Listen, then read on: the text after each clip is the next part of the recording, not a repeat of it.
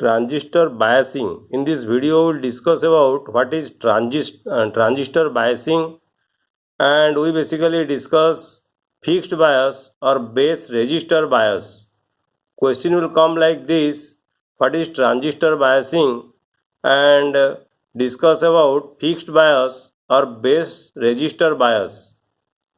What is transistor biasing? The process of setting a transistor DC operating voltage or current fixed is called transistor biasing. We know transistors are used for amplification, and we amplify basically AC signal. Before amplifying the AC signal, we need the transistor to be properly biased so that the operating voltage or current will not change. There is a operating voltage or current for each transistor, and this should not be changed during the amplification of a signal.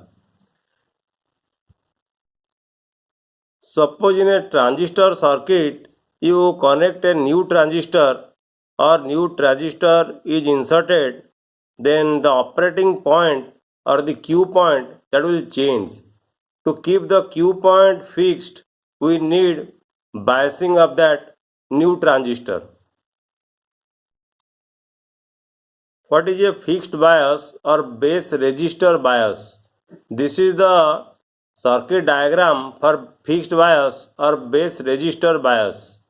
Here this is the base resistor, RB is the base resistor, here RL is the load resistor, and VCC is your output DC biasing voltage.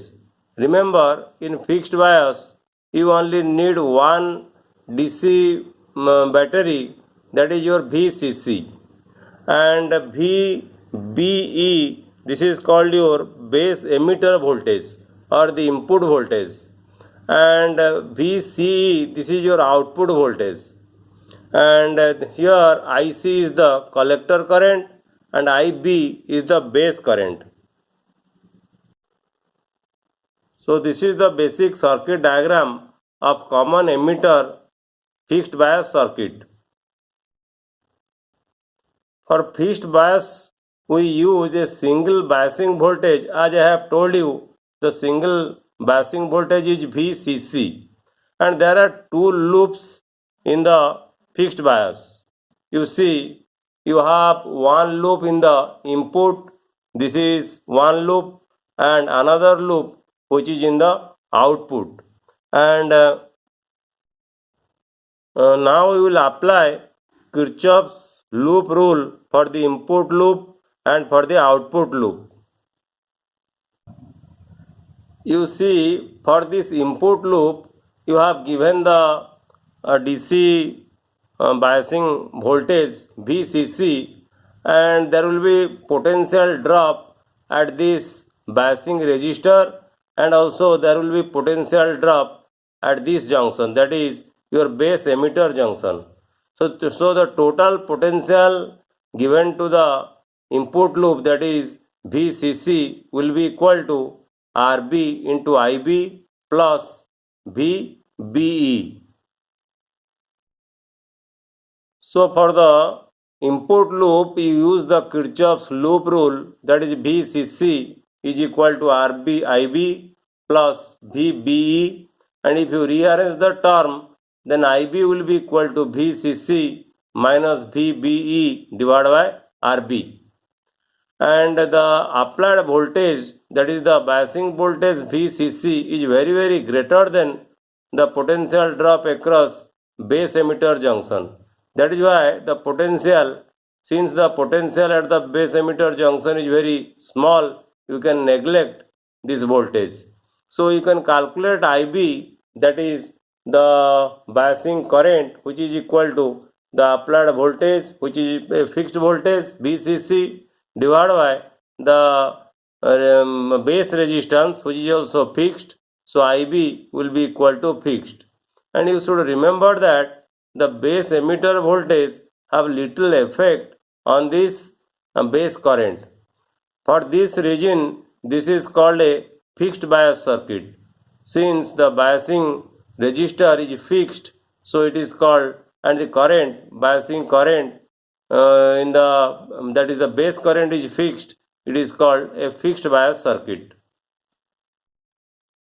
Now you apply Kirchhoff's loop rule to the output loop. You see, this will be the output loop, and for this output loop, the total voltage, that is VCC, will be equal to the potential drop across the load, that is IC into RL, plus the potential drop across the collector emitter junction, that is VCE, this potential, or the potential drop here.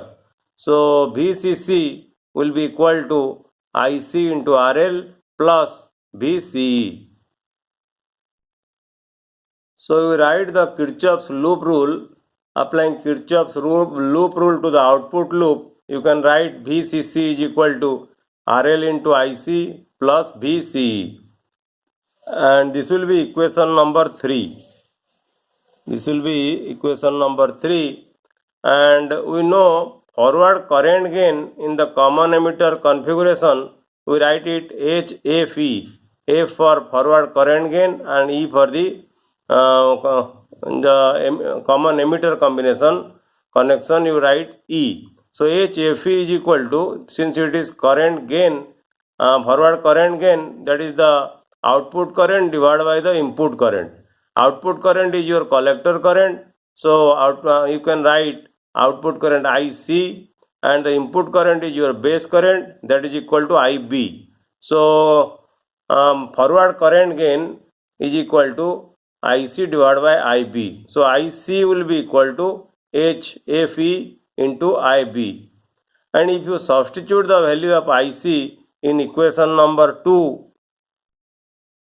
sorry, it is not equation number 2, it is equation number 3.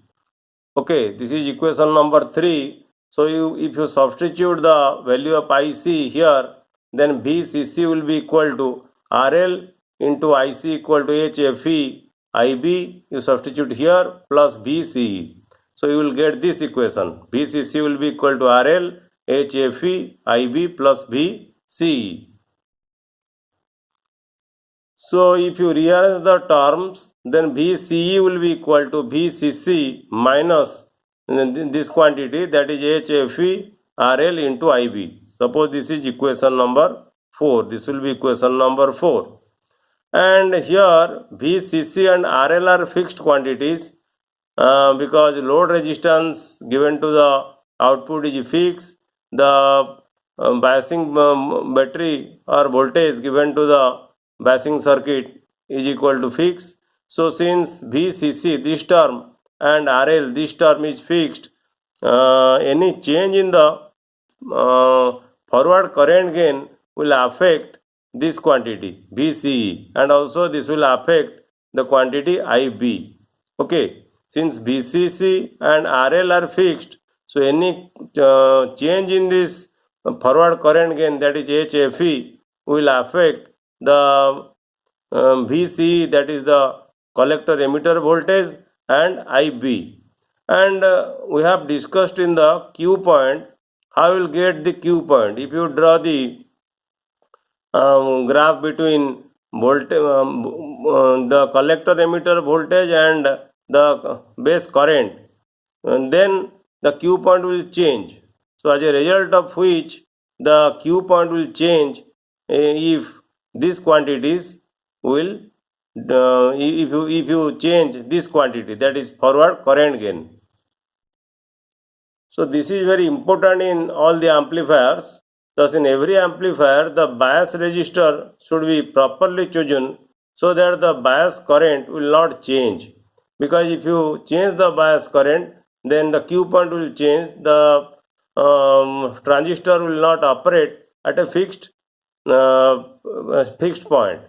So you should choose this resistor, that is the RB, the base resistor, so that this value HFE will not change.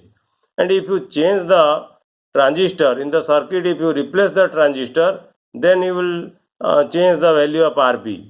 So readjustment of RB would be required if a new transistor were inserted in the circuit. So in this video we have discussed about fixed bias, and in the next video we will discuss about voltage divider bias. Thank you.